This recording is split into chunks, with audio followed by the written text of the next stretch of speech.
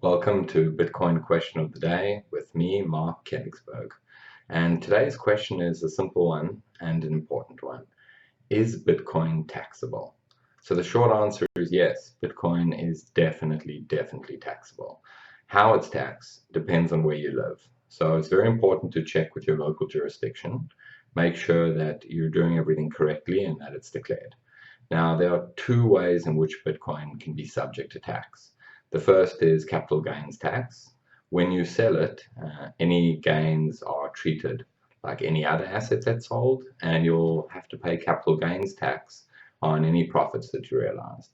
But in many jurisdictions, Bitcoin can also be subject to income tax, depending on how you earned it, whether it was from mining or you were paid for a service or given as a gift from someone, then there may be an income tax implication as well.